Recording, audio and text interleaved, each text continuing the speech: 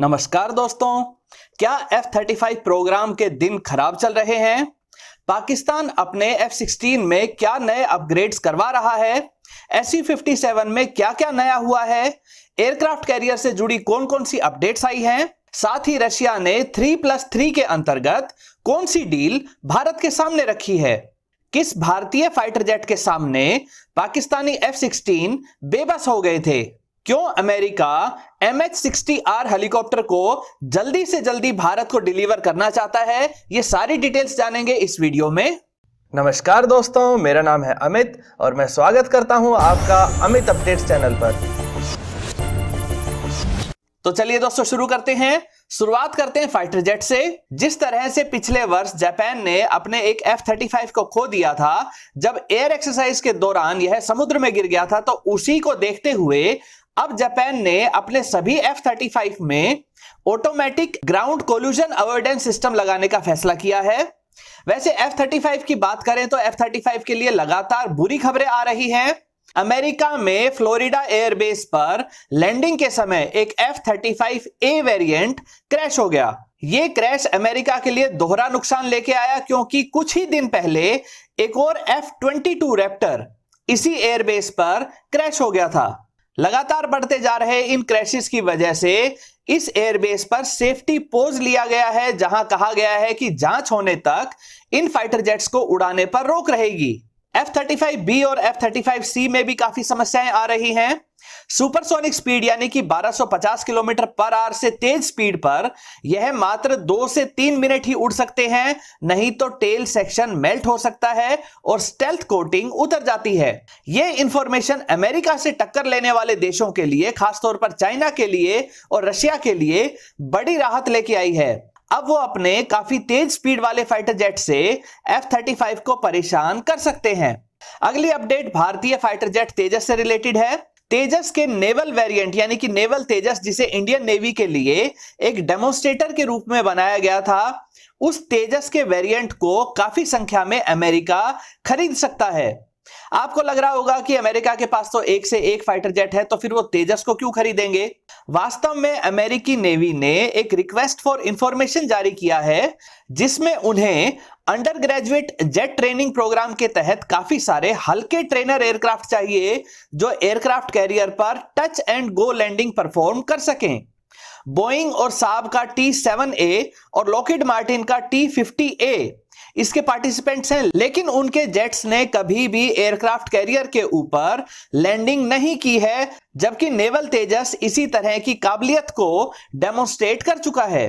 इसकी कीमत भी कम है और इंजन भी अमेरिका का ही लगा है, तो नेवल तेजस के इस प्रोग्राम में सेलेक्ट होने के बेहद ही अच्छे चांस हैं। फाइटर जेट से रिलेटेड एक और अपडेट आई है रशियन Su-57 के बारे में। रशिया ने Su-57 जो उनका 5th जनरेशन का फाइटर जेट है, उसके एक अनमैन्ड वेरिएंट को टेस्ट किया है, जिसमें बिना किसी पायलट के कंप्यूटर के जरिए इसको उड़ाया गया है। वैसे रशिया Su-57 के साथ एक हैवीवेट कैटेगरी के 20 टन वजनी ड्रोन को भी साथ उड़ा के टेस्ट कर चुका है। इस ड्रोन की रेंज 5000 किलोमीटर तक है और यह भी इंटरनल बे में Su-57 की तरह मिसाइल्स को ले जा सकता है। बात करते हैं पाकिस्तान से संबंधित फाइटर जेट की। तो पाकिस्तान अपने बेहद पुराने हो चुके और प्रीवियस जनरेशन के F-16 फाइटर जेट्स को अमेरिकी सहायता से अपग्रेड करवा रहा है, ताकि कुछ समय तक उन्हें भारतीय फाइटर जेट्स को टक्कर देने लायक बनाया जा सके। आपको याद ही होगा कि पिछले वर्ष फरवरी में जब भारत ने एयर स्ट्राइक की थी, तो उसका बदला लेने के लिए अगले दिन F-16 भारतीय बॉर्डर की तरफ आए और उन्होंने भारतीय इलाके में कई सारे गाइडेड सिस्टम्स को गिराया, लेकिन एक भी निशाने पर नहीं लग सका। अपनी इसी कमी को पूरा करने के लिए अब पाकिस्तान F-16 में IRST system, low altitude navigation and targeting infrared for night system लगवा रहा है। साथ ही इनमें स्नाइपर टारगेटिंग पोर्ट भी लगवा रहा है। वैसे पिछले दिनों परेड रिहर्सल के दौरान एक पाकिस्तानी F-16 क्रैश हो चुका है, इसलिए पाकिस्तान के पास जो मौजूदा F-16 है, उनकी संख्या काफी तेजी से घट रही है। वहीं फाइटर जेट से जुड़ी एक और खबर की बात करें तो भारत के बेंगलुरु शहर में लोगों को सोनिक बूम सुनने को मिली। सोनिक बूम एक बहुत तेज आवाज होती है। यह तब आती है जब कोई फाइटर जेट सुपरसोनिक स्पीड यानी कि लगभग 1250 किलोमीटर पर आवर से तेज गति पर उड़ने लगता है। इस तेज आवाज से घरों की खिड़कियों के शीशे तक टूट जाते हैं। ऐसी ही सोनिक बूम भारत के MiG-25 ने 1997 में पाकिस्तान में भी पैदा की थी। MiG-25 3000 किलोमीटर पर आवर से भी ज्यादा की स्पीड से उड़ सकते थे और ये 80,000 फीट तक की ऊंचाई तक जा सकते थे। पाकिस्तान को MiG-25 की मौजूदगी का पता भी लग गया था, लेकिन उनके F-16 इतने तेज स्पीड और ऊंचाई तक जाने वाले MiG-25 का कुछ नहीं बिगाड़ सकते थे। इसीलिए उनकी एयरफोर्स सिर्फ MiG-25 के वापस जाने का इंतजार करती रही। भारत काफी पहले ही इन MiG-25 को रिटायर कर चुका है। राफेल फाइटर जेट से भी जुड़ी अपडेट आ रही है। भारत को 4 से 6 राफेल फाइटर जेट जो मई के महीने में मिल जाने चाहिए थे, वो संक्रमण की वजह से थोड़ा डिले होके अब जुलाई के अंत तक ही मिल पाएंगे। अब बात करते हैं नेवल शिप्स, एयरक्राफ्ट कैरियर और सबमरीन्स की। अमेरिकी नेवी की शान और अमेरिकी ताकत और रुतबे की निशानी उनके सबसे बड़े एयरक्राफ्ट कैरियर, जिन्हें सुपर कैरियर भी कहा जाता है, इससे जुड़ी 2 खबरें आई हैं। संक्रमण की वजह से किनारे लगाए गए USS थियोडोर रूजवेल्ट वापस अपनी पूरी ताकत के साथ समुद्र में पहुंच चुका है। चाइना ने संक्रमण की वजह से साइडलाइन हुए सुपर कैरियर का काफी मजाक बनाया था। वहीं अमेरिका के लेटेस्ट, सबसे बड़े और सबसे powerful aircraft carrier Gerald R Ford भी समुद्री मिशंस पर जाने को पूरी तरह से तैयार हो गया है। फोर्ड क्लास का यह सुपर कैरियर एक साथ 90 से 100 एयरक्राफ्ट को ले जा सकता है। वहीं भारत के स्वदेशी तौर पर बनाए जा रहे INS विक्रांत का काम पूरा हो चुका है, लेकिन मौजूदा समय में फैल रहे संक्रमण को देखते हुए इसके ट्रायल्स में देरी हो रही है, जिस कारण अब यह 2021 के अंत तक ही इंडियन नेवी को मिल पाएगा। INS विक्रांत की लंबाई 260 मीटर है और इस पर 2 टेक ऑफ रनवे मौजूद हैं। INS विक्रांत पर 24 MiG-29K व 8 से 10 हेलीकॉप्टर को तैनात किया जा सकता है। चलिए अब बात करते हैं सबमरीन्स की। सबमरीन्स की बात की जाए तो इंडियन नेवी रशिया के 3+3 पैकेज को बहुत सीरियसली एग्जामिन कर रही है, जिसमें रशिया की तरफ से यह ऑफर दिया गया है कि वो 3 किलो क्लास की डीजल इलेक्ट्रिक सबमरीन्स को रिफर्बिश्ड करके मॉडर्न इक्विपमेंट्स लगाकर भारत को देगा और साथ ही भारत के पास जो पहले से किलो क्लास की सबमरीन्स हैं, जिन्हें भारत में सिंधु घोष क्लास की सबमरीन्स कहा जाता है, उनके अपग्रेड्स भी करके देगा। भारत के पास मौजूदा समय में लगभग 16 सबमरीन्स हैं, जो पाकिस्तान व चाइना से मिल रही चुनौतियों को देखते हुए काफी नहीं है।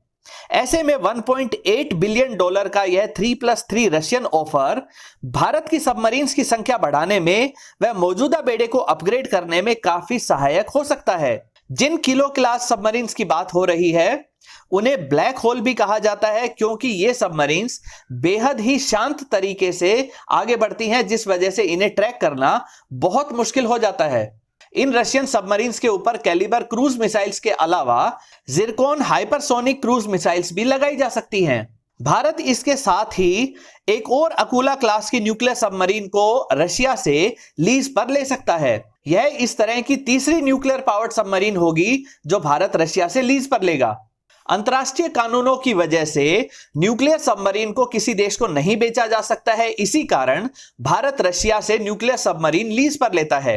सबमरीन से जुड़ी एक खबर अमेरिका से भी आई है। अमेरिकी कंपनी नॉर्थरोप ग्रूमैन ने अल्ट्रा लाइट टॉर्पीडो को बनाया है, जो मात्र 100 किलोग्राम का वजन रखते हैं। वहीं अमेरिका जो बेहद महंगे और पावरफुल हैवीवेट टॉर्पीडो को इस्तेमाल करता है, उनका वजन 1700 किलोग्राम तक है। यह अल्ट्रा लाइट वेट वाले टॉर्पीडोज को दुश्मन के तेज गति वाले छोटे जहाजों को टारगेट करने के लिए बनाया गया है। भारत ने भी लाइट वेट कैटेगरी के टॉर्पीडो को बना लिया है और कुछ समय पहले म्यांमार को इन्हें बेचा भी है, लेकिन ये अमेरिकी अल्ट्रा लाइट टॉर्पीडो जितने हल्के नहीं हैं। वहीं अमेरिकन नेवल शिप्स पर अब मिसाइल्स के साथ साथ पावरफुल लेजर्स भी लगाई जा रही हैं। अमेरिकी नेवी के एम्फीबियस ट्रांसपोर्ट डॉक जहाज यूएसएस पोर्टलैंड ने लेजर की ताकत से कुछ ही सेकंड्स में एक ड्रोन को पूरी तरह से डिस्ट्रॉय कर दिया। अमेरिका तो इस तरह की लेजर को वर्जीनिया क्लास की सबमरीन्स के पेरिस्कोप पर भी लगा रहा है। नेवी की अपडेट्स की ही बात करें तो भारत जो MH-60R हेलीकॉप्टर को खरीद रहा है, जो खास तौर पर एंटी सबमरीन मिशन के लिए जा रहे हैं, इन हेलीकॉप्टर्स को डिलीवर करने की जल्दबाजी भारत से ज्यादा अमेरिका को है। अमेरिका चाहता है कि चाइनीज नेवी की हर सबमरीन को इंडियन ओशन में ट्रैक किया जा सके, जिनका डेटा भारत के साथ साथ अमेरिका को भी मिल सके। इन हेलीकॉप्टर्स को डिलीवर करने की इतनी जल्दबाजी का एहसास आप इसी बात से लगा सकते हैं कि जो हेलीकॉप्टर अमेरिकी नेवी को मिलने थे, अब उन हेलीकॉप्टर्स में भी इंडिया स्पेसिफिक बदलाव करके जल्दी से जल्दी इसी वर्ष भारत को डिलीवर करने की योजना बनाई जा रही है। अब बात करते हैं हाइपरसोनिक मिसाइल्स की। अमेरिका हाइपरसोनिक मिसाइल्स के मामले में रशिया से पिछड़ने लगा है। जहां रशिया के पास Kinzhal cruise missile, Zircon antiship missile व एवेनगार्ड बैलिस्टिक मिसाइल जैसी हर कैटेगरी की हाइपरसोनिक मिसाइल्स मौजूद हैं, तो वहीं अमेरिका अभी तक एक भी ऐसी मिसाइल नहीं बना पाया है। रशिया से पिछड़ने के एहसास का अंदाजा इसी बात से लगाया जा रहा है कि खुद प्रेसिडेंट ट्रंप को कहना पड़ा कि हम एक सुपर डुपर मिसाइल बनाने में लगे हैं जो 15,000 से 20,000 किलोमीटर पर आवर की स्पीड तक भी पहुंच सकती है। अमेरिका दो तरह की हाइपरसोनिक मिसाइल्स बना रहा है। एक तो हाइपरसोनिक ग्लाइड व्हीकल, जिसमें एक रॉकेट पहले इस ग्लाइड व्हीकल को इतनी ऊंचाई तक ले जाता है जहां से यह हाइपरसोनिक ग्लाइड व्हीकल अपने दम पर शुरू हो सके। चाइना इसी तरह के DF-17 मिसाइल को अपनी परेड में दिखाता है। वहीं अमेरिका जो दूसरी तरह की हाइपरसोनिक मिसाइल बना रहा है, वह एक क्रूज मिसाइल होगी जिसे फाइटर जेट से छोड़ा जाएगा। ठीक उसी तरह से जैसे रशिया अपनी किंजल हाइपरसोनिक मिसाइल को MiG-31 से लॉन्च कर सकता है। जापान की तरफ से भी हाइपरसोनिक मिसाइल से रिलेटेड एक अपडेट आई है। जापान भी चाइना से टक्कर लेने के लिए इसी तरह की मिसाइल्स को लगभग बना चुका है। इसके ट्रायल्स पर काम चल रहा है, लेकिन जापान के अधिकारियों की चिंता उस समय काफी बढ़ गई जब उन्हें पता लगा कि इस प्रोग्राम से जुड़े कंप्यूटर्स को साइबर हैकिंग के माध्यम से चेक किया गया है और हो सकता है कि हाइपरसोनिक मिसाइल से जुड़ा डेटा भी चोरी किया गया हो। दोस्तों, कमेंट सेक्शन में मैं F-35 से जुड़ी आपकी राय चाहूंगा कि जिस तरह से F-35 क्रैश हो रहे हैं, F-35B व C वेरिएंट सुपरसोनिक स्पीड पर नहीं उड़ेंगे। इस तरह की रिपोर्ट्स के बाद अगर MMRC डील में अमेरिका F-35 को भी ले आता है, तो क्या हमें इसे खरीदना चाहिए? अपनी राय कमेंट सेक्शन में जरूर बताएं। साथ ही यह भी बताएं कि क्या भारत को रशिया की 3+3 सबमरीन डील को साइन कर लेना चाहिए या प्रोजेक्ट 75 व 75I के तहत सिर्फ नई सबमरीन्स पर ही कंसंट्रेट करना चाहिए। मुझे आपकी राय का इंतजार रहेगा। दोस्तों, उम्मीद करता हूं वीडियो आपको पसंद आई होगी। अगर यह वीडियो आपको अच्छी लगे तो इसे लाइक करें, दोस्तों के साथ शेयर करें और चैनल को सब्सक्राइब करना ना भूलें। नमस्कार।